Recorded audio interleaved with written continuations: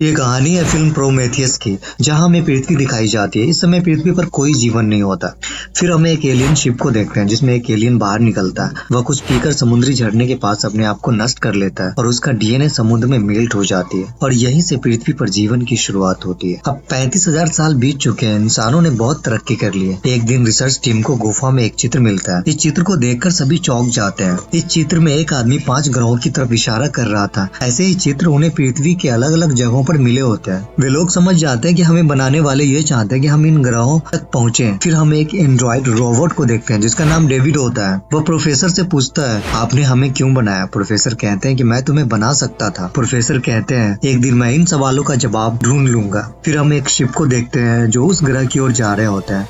वहाँ पहुँचने पर उन्हें कुछ नहीं मिलता, पर तभी उन्हें एक आकृति दिखाई देती है। चार्ली, जो इस टीम का लीडर होता है, वह शिप को तुरंत लैंड करने को कहता है। इस शिप में डेविड भी होता है जो एडवांस रोबोट है। सभी लोग स्पेस सूट पहनकर उस आकृति की ओर चल पड़ते हैं। वह जगह एक गुफा की तरह होता है। अंदर डेविड को कुछ चिपचिपे पदार्थ मिलता है जिसमें बैक्टीरिया होता है। वह चुपके से उसे अपने पास रख लेता है। तभी शिप के कैप्टन का फोन आता है और वह कहता है सभी लोगों से, पर जल्दी से जल्दी आ जाओ, रेतीली तूफान आने वाली है। बहुत मुश्किल से सभी लोग जान बचाकर शिप तक पहुंचते हैं, लेकिन 2 लोग अभी भी उस गुफा में रह गए थे। कैप्टन कहता है कि मैं कल लेने आऊंगा, तब तक तुम यहीं सुरक्षित रहो। इधर शिप में यह दिखाया जाता है कि डेविड उस चिपचिपे पदार्थ को ड्रिंक में मिलाकर चार्ली को पिला देता है। चार्ली अपने रूम में चला जाता है, अपनी बीवी के साथ संबंध बनाता है। इधर गुफा में उन दोनों को कोई चीज दिखाई देती है। जब वो उसके पास जाते हैं तो वह सांप जैसा जीव उसके हाथ पर लिपट जाता है और उन दोनों को मार डालता है। अब कल होकर सभी लोग दोनों को लाने गुफा में जाते हैं जहाँ उन्हें उनकी डेड बॉडी मिलती है। इधर डेविड एक दरवाजा खोल लेता है जिसके अंदर जाने पर उसे पता चलता है यह एक शिप है। उसके कमरे के अंदर एक एलियन भी सो रहा था। तभी इधर चार्ली की तबीयत बिगड़ने लगती है।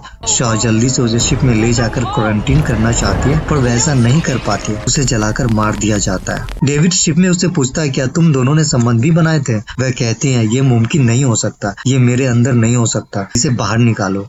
डेविड ऐसा करने से मना कर देता है। शॉ किसी तरह सर्जरी चैम्बर तक पहुंच जाती है और खुद से सर्जरी कर उस दानव को बाहर निकाल लेती है। अब उस प्रोफेसर को दिखाया जाता है जो अब बहुत बूढ़ा हो चुका है और उसी शिप में स्लीपिंग चैम्बर में सो रहा था।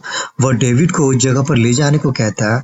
साथ में शॉ भी जाती है। वहां पहुंचकर प्रोफेसर एलियन को जगाने को कहता है। एलियन जागते ही प्रोफेसर और डेविड को मार डालता है। शॉ किसी तरह अपनी जान बचाकर भागती है। वह शिप के कैप्टन से कहती है कि यह गुफा नहीं है, यह एक विशालकाय शिप है, इसे हमें रोकना होगा। कैप्टन मना कर देता है। वह कहता है, हम लोग घर जा रहे हैं। वह कहती है, अगर हमने इसे नहीं रोका तो हमारा कोई घर नहीं रहेगा। वह हमारी पृथ्वी को खत्म करने जा रहा है। इसके बाद कैप्टन मान जाता है। वह एलियन शिप को जोर का टक्कर मारता है और दोनों शिप नीचे गिर जाते हैं। फिर वह एलियन शॉ को मारने की कोशिश करता है। तभी वह जीव एलियन को मार डालता है। अब शॉ के अलावा इस ग्रह पर कोई मानव नहीं बचाता। डेविड शॉ से संपर्क करता है और कहता है, अगर तुम मुझे ठीक कर दो तो मैं तुम्हें घर तक पहुंचा सकता हूँ। यहाँ बहुत सारे शिप हैं। शॉ मान जाती है क्योंकि वह अकेली हो गई थी।